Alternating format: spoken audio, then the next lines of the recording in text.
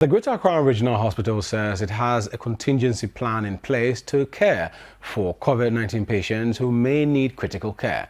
Now, the hospital has, for the past 2 months, closed down the facility's intensive care unit for COVID-19 patients. Now, the 16-bed facility during the peak of the pandemic in 2020 and 2021 was overstretched due to the number of patients it admitted. In this report, Citi News' Kojo Ajiman again visits the Ridge Hospital ICU to find out what has led to the closure of the facility. This facility is one of the designated ICU centers for persons who are affected with COVID-19. Last week, the situation here was very, very critical. They ran out of beds. There were no beds to take care of patients at the ICU. Patients on admission battling for their life as a result of the COVID-19. Is it as a result of the new wave or a different strain of the virus? Let me speak to Dr. Adepa. He's one of the lead doctors here taking care of the patients at the hospital. How bad was the situation as of last week? Last week, the ward was almost full. We have a 16-bed capacity, and from last week, we had close to 14 patients on the ward. With this facility, give us a distinction between the numbers or the figures as of last week and then this week, and then how many casualties we have. Oh, for last week, out of the 14 cases, I would say we have lost 3, and a male and 2 females. All of them are people who have not been vaccinated. And some cases that have had 1 vaccine, for instance, if they fall sick and they come, they do survive. So that's good news that the vaccine is working. Out of the 3 that we have lost so far, one passed yesterday, and so we have 8 people on the ward now. A patient at the ICU has agreed to speak to us to tell us her story. Okay, so I'm in my 7th month, and then I was there, and then I started feeling feverish. So I came to hospital, and then I tested positive. Did you let your guard down on the COVID safety protocols? Because I know that as a pregnant woman, someone who has taken TEED, you were observing all the protocols.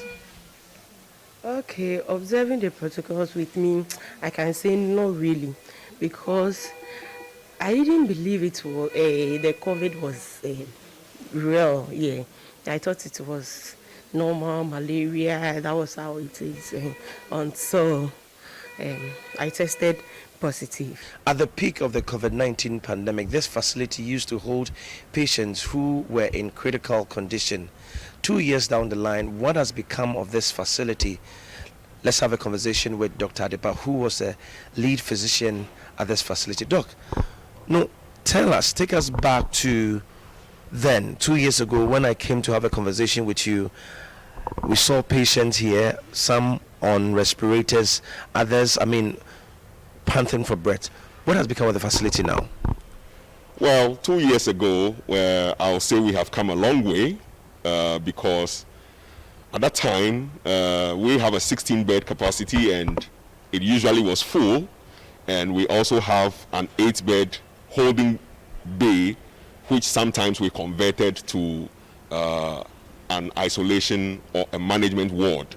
But 2 years today, I can confidently tell you that the ward has been closed down, and informally, my team and myself have been decommissioned, and we have been reintegrated into mainstream. How long ago? The ward? Well, I'll say it's over 2 months now. This ward has not seen a critically ill patient or a severely ill patient. Generally, it has not seen a COVID-19 patient who needs to be admitted. You want to take us in there for me to see for myself and for our viewers if what you are telling us is the case on the ground. Okay. So this was the receiving area. Exactly. So we can go in. Yes, so when you come in, this is where we held the patient relatives in this waiting area before, but we received them at the other side. So this place is the clean area, and this area served as our donning area. So that's where you gave us the white. We gave you the white gowns, we gave you the goggles, we gave you the head net, we also gave you the shoe covers before you go in. So you go in through this point. Okay. And they had some nurses over here who took details. Yes, the nursing station, the computers were here. So you can see basically the place has been decommissioned. Decommissioned. Empty.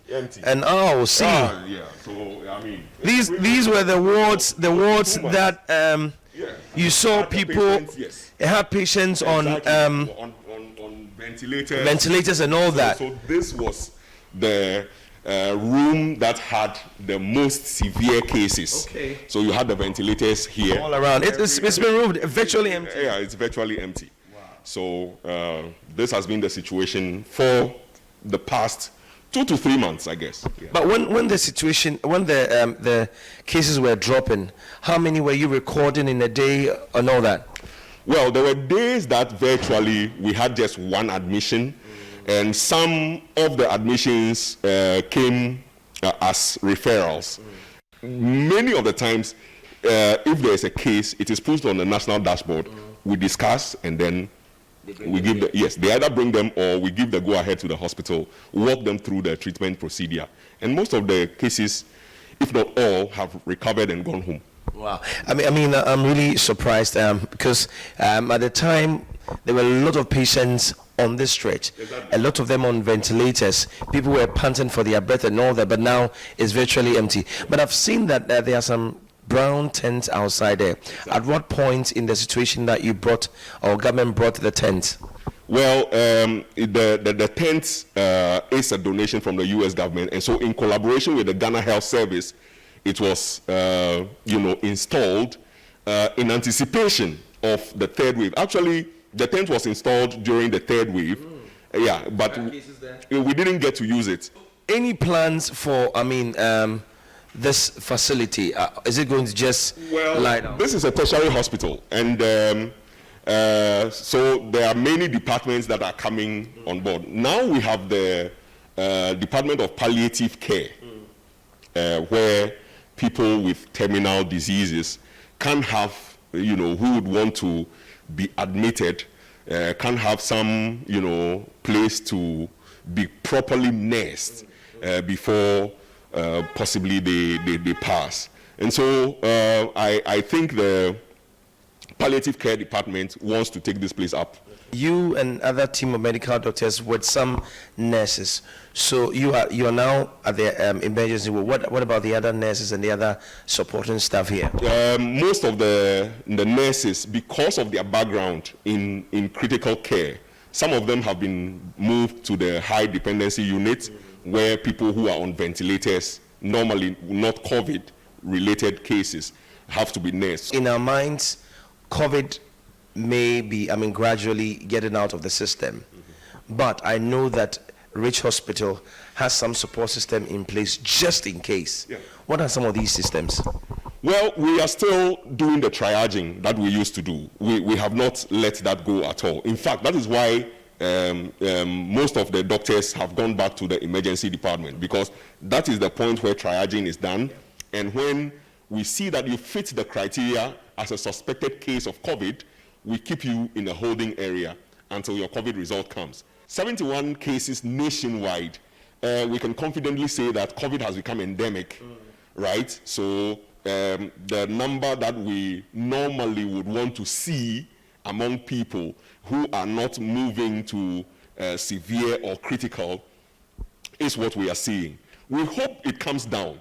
However, we as physicians should anticipate that there could be a spike, and therefore we've put all those measures in place to mitigate it. That is why I'm saying that in the hospital premises, we are still promoting the wearing of the mask within the premises, especially if a relative is on admission and you are coming to visit that relative in the admission area, in the emergency area. You need to be in your mask so that if that person, in case is a suspected case, he doesn't transmit it to you. The Rich Hospital might have closed down the ICU which took care of COVID-19 patients, but this facility has been put up just in case of any eventuality. I am Kojo Ajman reporting for Citi News from the Rich Hospital.